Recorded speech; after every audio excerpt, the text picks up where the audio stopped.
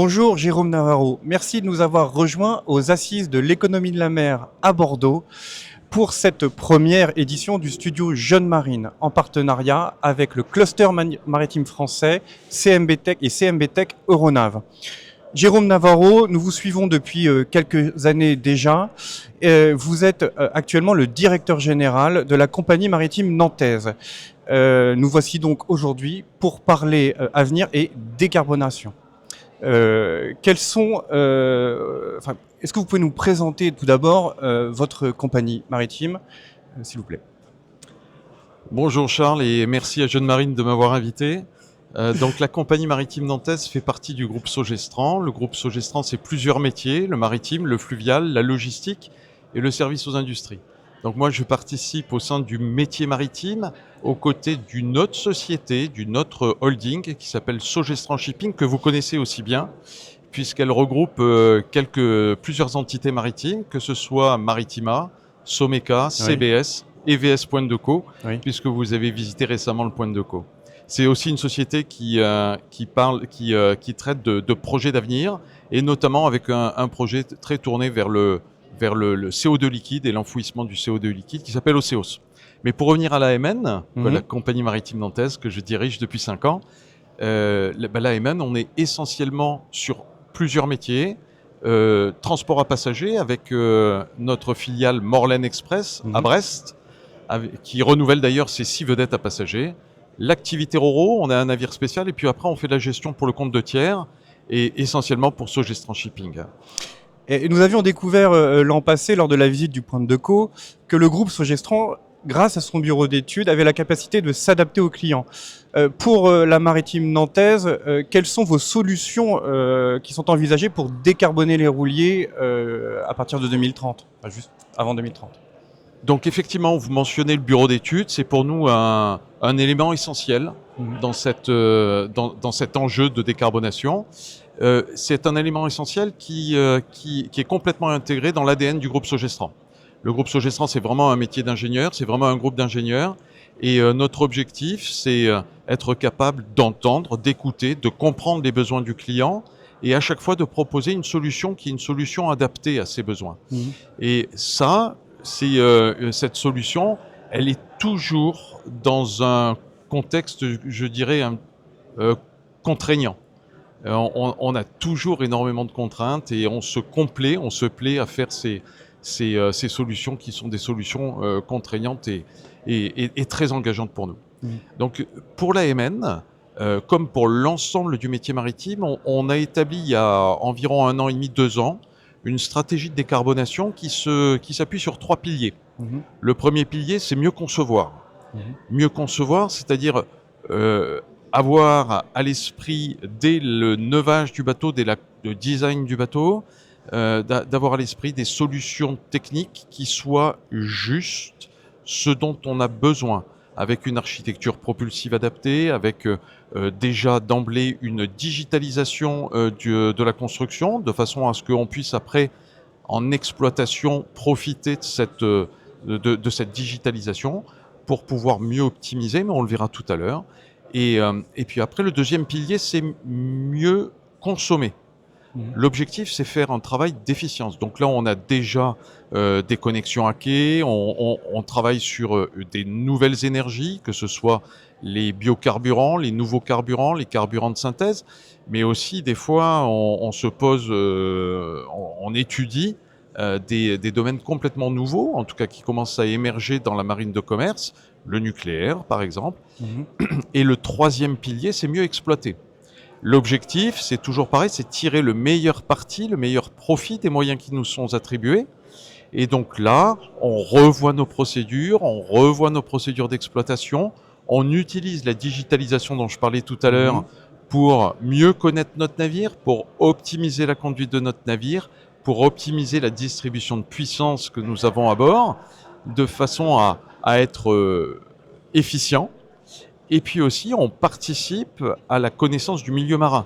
Ça, c'est quelque chose que l'AMN a fait depuis le départ. On est très tourné vers la science. On a des partenariats avec l'IRD, bientôt avec l'IFREMER, pour mieux connaître le milieu marin, parce que l'on est conscient que nous, on va avoir besoin du meilleur outil de routage pour pouvoir là aussi choisir les routes les plus adaptées à notre exploitation pour diminuer la consommation, diminuer les émissions et faire moins souffrir nos navires. Donc, vous voulez dire par là, donc vous allez par exemple utiliser donc des logiciels de routage météo, mais pas seulement météo, aussi Exactement. qui prendront compte de la biodiversité marine. Alors, on participe à la connaissance de la biodiversité marine parce que tous nos bateaux, quasiment tous nos bateaux, alors c'est pas tout à fait vrai.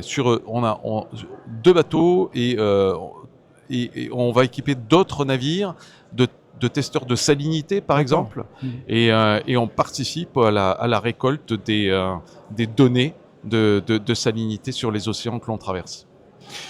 Vous avez été précurseur sur sur les technologies innovantes de décarbonation, et notamment vous avez installé en 2022 une aile qui s'appelle Visamo et qui a été développée par Michelin et qui a été installée sur le MN Pélican. Est-ce que vous avez un retour de cette expérience? Alors c'était une merveilleuse aventure. Oui. Et d'ailleurs, si vous voulez aller un petit peu plus dans le détail, on avait participé au Trophée de la Charte Bleue de l'année dernière. Bon, on l'a pas eu, mais d'un point de vue descriptif, vous retrouvez la totalité de cette aventure dans ce dossier de presse.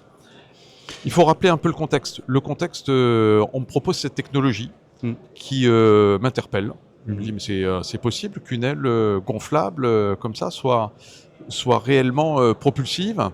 Et donc, on a commencé à se rapprocher de Michelin. Le courant est très très bien passé avec les équipes. Et on a décidé de faire un POC.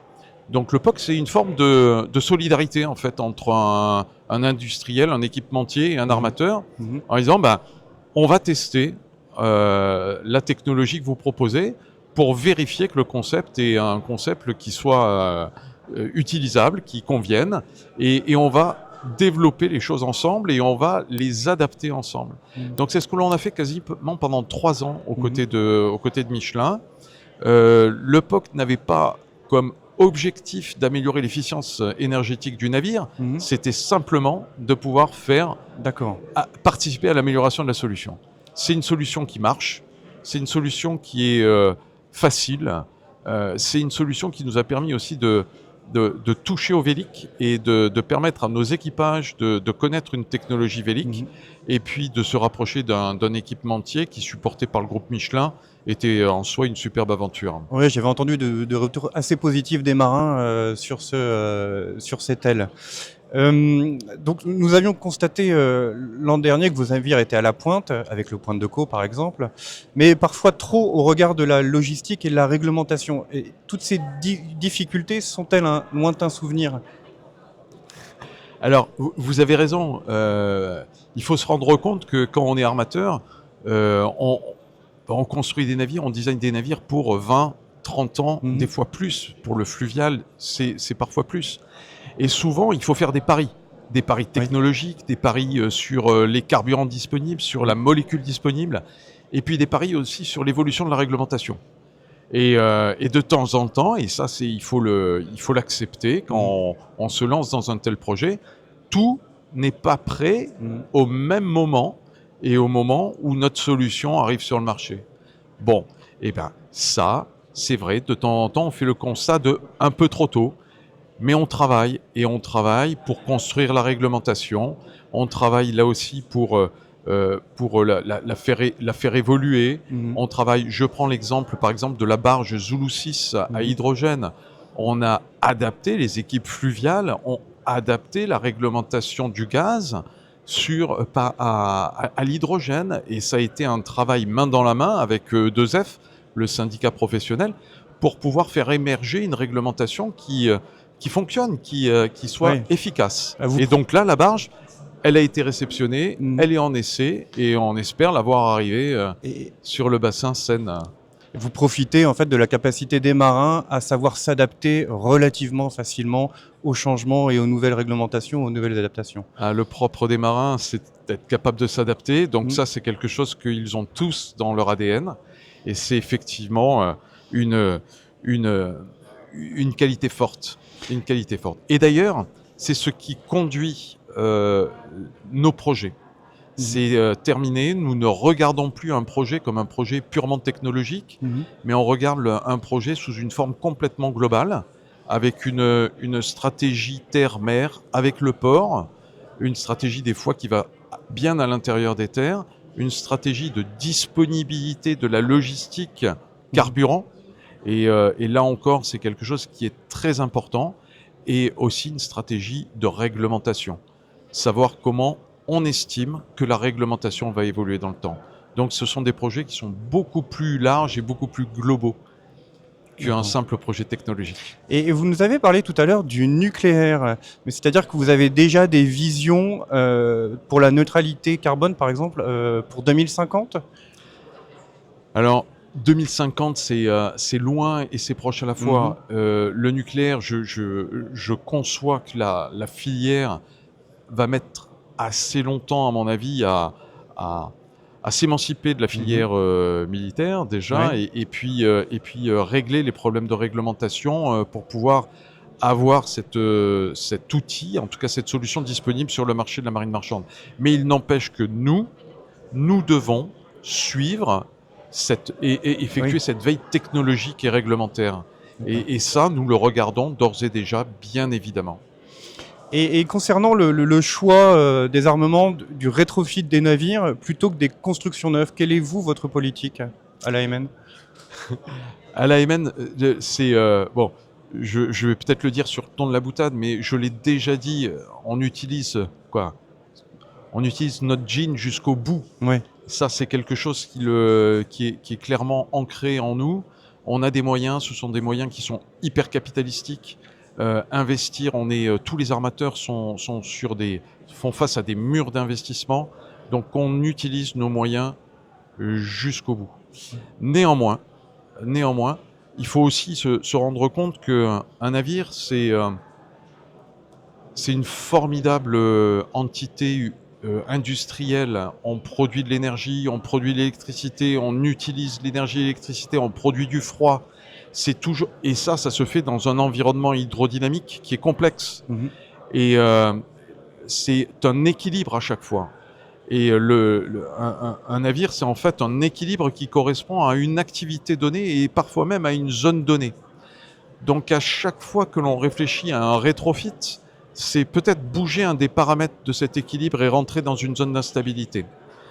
Ça, c'est un deuxième point. Le troisième point, je dirais, c'est que à chaque fois, on se pose la question pour un rétrofit, de la maturité technologique. C'est en fait un trièdre. C'est quelle est la maturité technologique par rapport à son rentabilité économique comparée à mon activité réelle. Et à chaque fois, on se pose la question de savoir si une technologie match l'activité et si finalement il y a une réalité économique à tout ça. Et on se rend bien compte que quand on est sur des navires qui sont assez anciens, il y a un moment où on ne peut plus se permettre de rétrofiter. Oui. Et là, il faut penser au renouveau. Et la ligne de décision, c'est ça. C'est quand est-ce que mon jean, je peux le rapiécer ou pas, et quand est-ce que je peux tirer l'utilisation de mon navire, ou est-ce qu'il faut que je bascule à une construction neuve. Donc c'est un peu là le champ de bascule, l'élément de décision. C'est jusqu'à quand, moi, armateur, connaissant parfaitement mon navire, je suis capable de m'engager pour dire à mon équipage, pour dire à mon client, on est en sécurité, on va assurer le service. Si à un moment je considère que ça n'est plus le cas, c'est trop risqué, il y a une perte de la continuité de service, il faut basculer sur une construction neuve. Et là, le champ des possibles est quand même beaucoup plus large. Ouais. Et on revient au triptyque, mieux concevoir, mieux consommer, mieux exploiter. D'accord. Et si je peux rajouter un point, dans cet esprit de décarbonation de 2050 et sur le construction neuve versus rétrofit, versus évolution, on est plusieurs, mais on plaide pour la capacité de pooling, de façon à ce que les efforts que l'on fait sur un plan de notre flotte, d'un point de vue énergétique, puissent bénéficier à l'ensemble de la flotte. Et vous comprendriez bien que sur les vieux navires, on ne peut plus dépenser des millions et des millions, voire des dizaines de millions, pour un navire qui a une durée de vie limitée. Et ça serait dommage de monopoliser d'une puissance d'investissement sur ces navires-là, alors que l'on pourrait monopoliser cette même puissance d'investissement Oui. sur des constructions neuves qui auraient une durée de vie beaucoup plus longue et complètement conforme à la réglementation. Donc c'est un peu ça notre objectif. J'utilise mes navires jusqu'au bout. Dès que je ne peux plus l'utiliser, on les change et on a des projets. Et les projets que l'on a, on se nourrit de notre veille technologique, réglementaire, tout ce que je vous ai expliqué jusqu'à présent, pour choisir le consensus le plus efficace. Eh bien, merci beaucoup Jérôme Navarro pour cette belle rencontre sur le studio Jeune Marine aux Assises de l'économie de la mer de Bordeaux, en partenariat avec le cluster maritime français, CMB Tech et Euronav.